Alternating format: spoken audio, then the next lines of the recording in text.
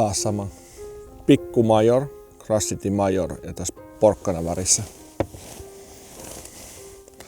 Siis tosi hyvän kokosta niin kuin ahventa. Keskikoko on just hyvää, tommoista 30-35 senttistä ahventa. Ja syystä tai toisesta niin just tää kyseinen, eli tää porkkana väri, niin tää on tehokas. Mä mietin aina vaan sitäkin, että silloin jos tossa on ahvenellakin on noin paljon syötävää, niin useasti tämmöiset väritykset, jotka poikkeaa siitä normaalista, niin ne tuntuu toimivan kyllä hyvin, todella hyvin. Mutta tää porkkana on ollut kaikissa noissa muissakin Crush-sarjan vieheissä, niin kuin Kickmanissa tai Stingmanissa, niin, ja varsinkin tuossa isommassa majorissa, niin on ollut kuhalle ja ahvenelle hyvä. Katsotaan, jos saataisiin vähän vielä isompaa sieltä. Joukossa nimittäin on.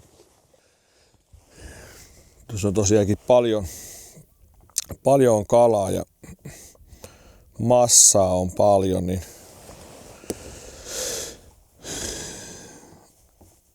siellä välissä näkyy noita isompia yksilöitä, isompia ahvenia. Ja tää on aika ruoskittu jo tää porkkana, mutta mä nyt en vielä vaihda uuteen, koska näitä saattaa sitten ruveta oikeasti myös menemään, kun niitä alkaa ne kalat intoutua.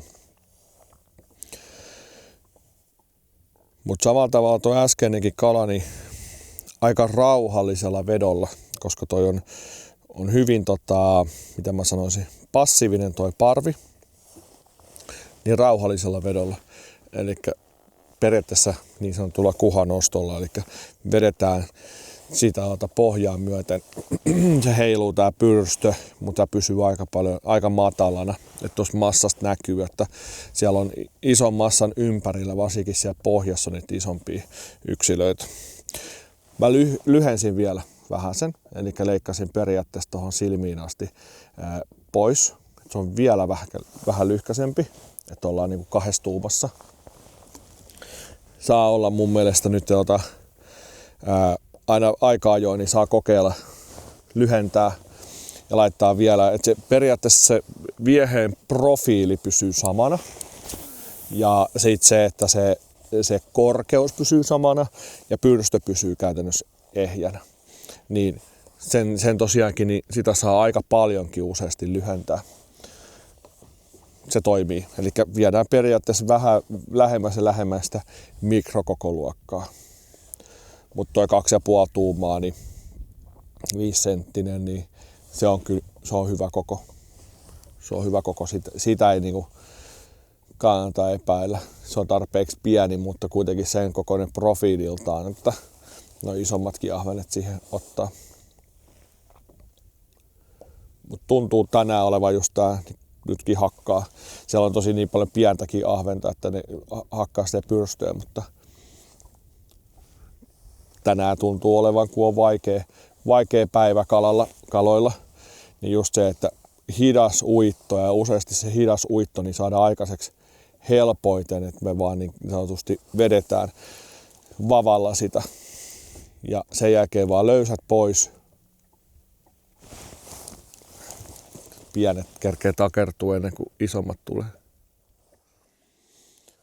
Se hyvä puoli tämmöisessä vavalla uittamisessa on myös se, että sulla pysyy koko aika siihen vieheeseen veto päällä. Eli siinä vaiheessa, kun sä tunnet sen iskun, niin sä pääset antaa sille sen vastaiskun myös. Et useasti, jos me vaan pohjajikataan, että se on vaan niinku pohjassa, niin siinä käy sit se, että sä näet, kun se siima räpsyy, mutta sä et saa siihen annettua kunnollista vastaiskua.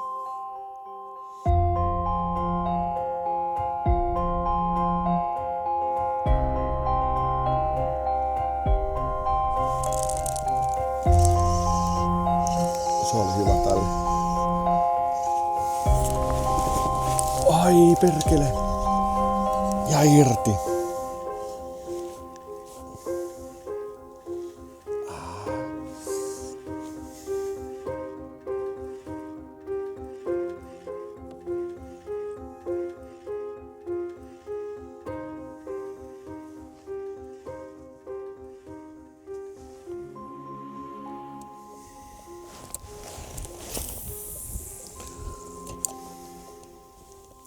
Se oli kans toi äskeinen kala, vähän isompi ahven. Näkyy tuossa kaiussakin, kun ne kulkee. On todella iso massa kalaa ja sit siellä sen ympärillä on noita isompia yksilöitä.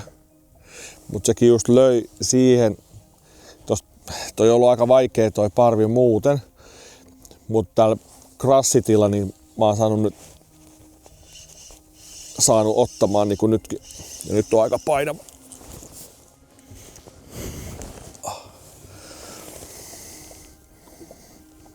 On todella hienoja ahvenia.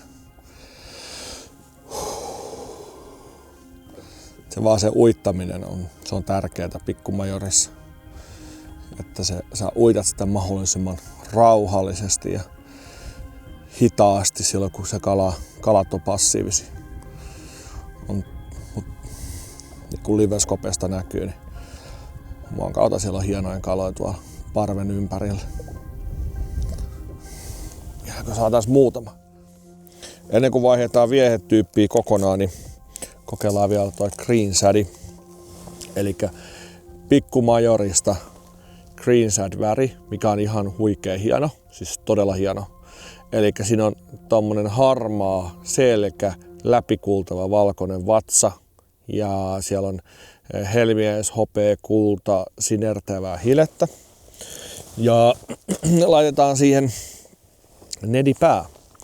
Eli sun ei tarvii aina nedipäätä ajatella, että se käytetään vaan nedivieheitten kanssa. Me voidaan ihan yhtä lailla käyttää sitä kalavieheitten kanssa. Koska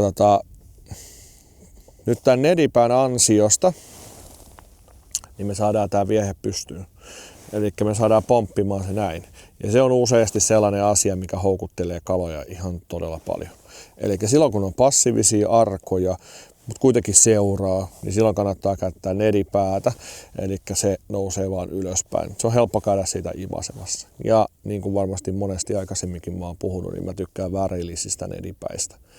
Koska tämän värillisen nedipään ansiosta niin me saadaan siihen iskupiste ja semmoinen, minkä se kala myös huomaa.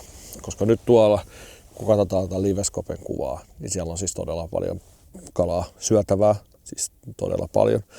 Niin jotta sä erotut sieltä jollain, niin ehdottomasti kannattaa vähän käyttää väriä. Se voi olla vaikka se puupää, joka on punainen, oranssi, keltainen, ihan mitä tahansa.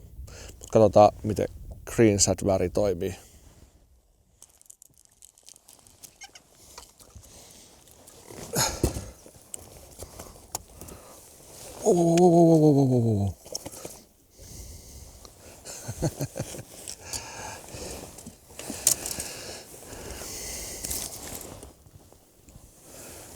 Todella rauhallisella uitolla. Siis todella rauhallisella. Ja just se livessä näkee, kun se menee sinne pohjaan se viehe. Kalat tulee pikkuhiljaa perässä. Varovasti. Ihan pieniä kammen pyöräytyksiä ja vavannostoja. Niin kuin monet tietää, niin mä oon nedin ystävä.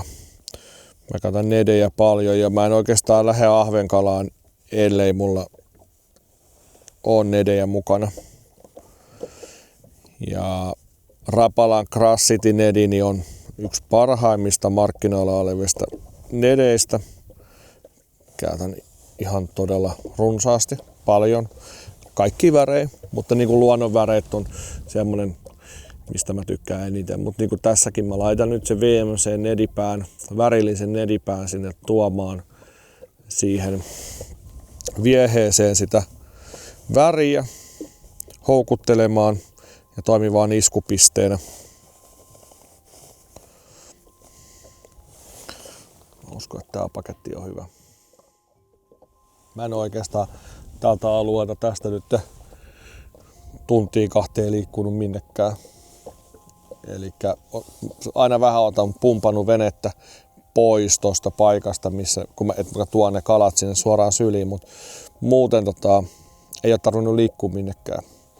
Elikkä noilla on niin paljon kalaa, niin paljon syötävää noilla ahvenilla tällä hetkellä, että myöskään nekään ei liiku tosta mihinkään, vaikka eikä ne oikeastaan häiriinnykään. Passiivisia ne nyt on, niin kuin huomataan, että ei ole sellaisella syönnillä, että se iskisi joka hetki, mutta ne ei kuitenkaan, hyvä puoli on siitä, että ne ei kuitenkaan häiriinnyt tuosta, vaikka me kalastetaan ja koukutetaan aina silloin tällöin kaloja.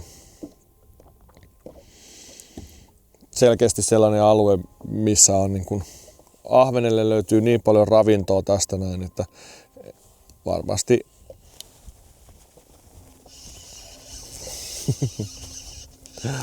aika siisti. Ui, tää on hyvä. Hitaalla uitolla. Vaikka kalat on passiivisia, niin hitaalla uitolla aina saadaan sieltä täältä saadaan aina joku hermostumaan.